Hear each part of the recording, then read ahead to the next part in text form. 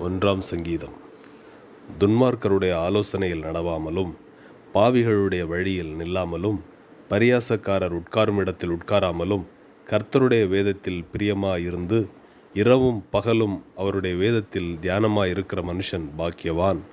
அவன் நீர்க்கால்களின் ஓரமாய் நடப்பட்டு தன் காலத்தில் தன் கனியை தந்து இலையுதிராதிருக்கிற மரத்தைப் போலிருப்பான். அவன் செய்வதெல்லாம் வாய்க்கும்.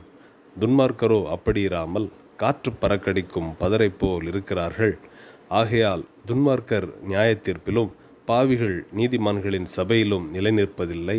கர்த்தர் நீதிமான்களின் வழியை அறிந்திருக்கிறார், துன்மார்க்கரின் வழியோ அழியும். இப்போ பாத்தீங்கன்னா நாம ஒரு புது மொபைல் வாங்கும் போதோ இல்ல ஒரு ஆப் டவுன்லோட் செய்யும் போதோ ஆமா, அந்த டெர்ம்ஸ் அண்ட் கண்டிஷன்ஸ் அதேதான். அதை நாம முழுசா படிக்காமலே அக்ரி கொடுத்துட்டு போயிடுவோம் இல்லையா?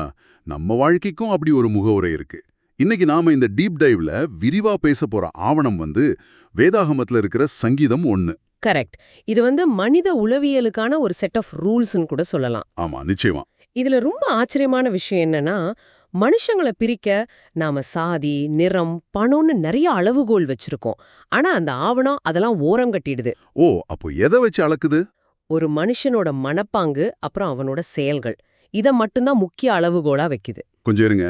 செயல்கள்னு சொல்லும்போது எடுத்த உடனே ஒருத்தன் பெரிய தப்பு எதுவும் செஞ்சிட மாட்டான் இல்லையா?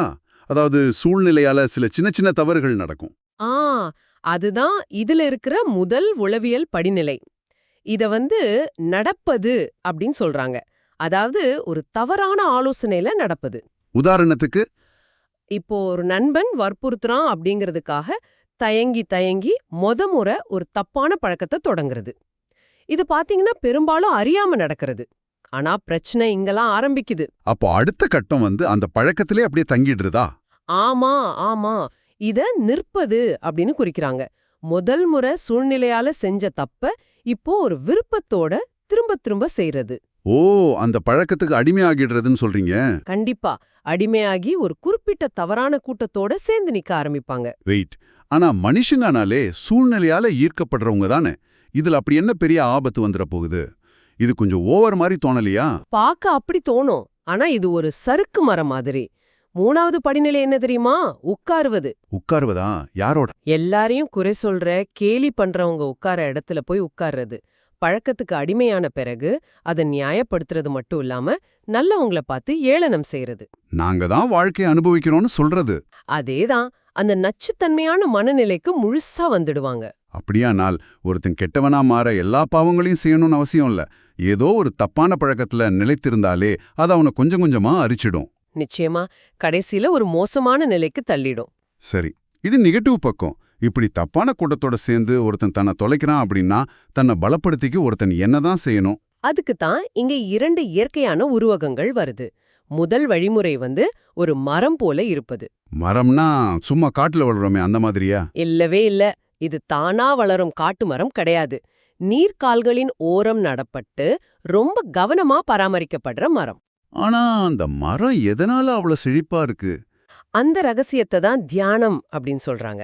தியானம்னா சும்மா கண்ணு மூடிட்டு உக்காந்துருக்கிறது கிடையாது. ஓ, அப்போ வேற என்ன? அதாவது ஒரு நல்ல விஷயத்த படிச்சு பல கோணங்கள்ல அத சிந்திக்கிறது. ஆழமா யோசிக்கிறது.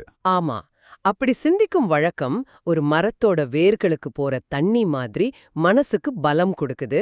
இலை உதிராம சுற்றி இருக்கிறவங்களுக்கும் நன்மை தரும் கனிய கொடுக்குது. அடா, நீங்க இதை சொல்லும் போதே எனக்கு ஒன்னு தோணுது. என்னது? இது பார்க்க அப்படியே இந்த நெல் அறுவடை மாதிரி இருக்கு.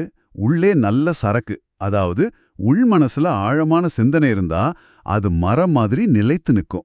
ஆமா, ரொம்ப சரியான ஒப்பீடு. ஒருவேளை அது வெறும் காலி டப்பாவா இருந்தா காத்துல அடிச்சிட்டு போயிடுமே. அந்த காலி டப்பாவை தான் பதர் அப்படின்னு சொல்றாங்க. அதுதான் அந்த 2வது உருவகம். பதர்னா அரிசி இல்லாத உமிதானே?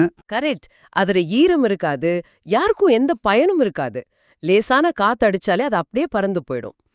அப்போ தப்பான வழியில போறவங்க பார்க்க வெளியில சந்தோஷமா கூட்டத்தோட கெத்தா இருக்கிற மாதிரி தோணும். ஆமா, உள்ளுக்குள்ள அவங்களுக்கு எந்த பலமும் இருக்காது.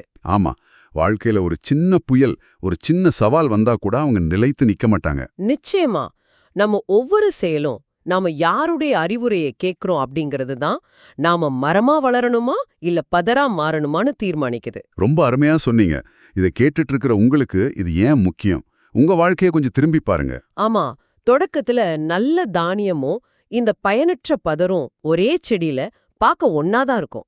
ஆனா அறுவடையின் போது, அதாவது ஒரு நெருக்கடியான நேரத்திலோ அல்லது இறுதியான நியாய தீர்ப்பின் போதோ அந்த பதர் பிரிக்கப்பட்டு காற்றில் பறக்கவிடப்படும்னு இந்த பதிவு வச்சிருக்குது. உண்மைதான். இப்போ நீங்க சொல்லுங்க, நீங்க நீர்க்கால்களின் ஓரம் வேரூன்றி மற்றவர்களுக்கு பயன்படும் ஒரு மரமாயிருக்கீங்களா, அல்லது ஒரு நாள் தூக்கி எறியப்படும் வரை கூட்டத்தோட கூட்டமா காற்றில மிதந்துட்டு இருக்கீங்களா? சிந்திச்சு பாருங்க.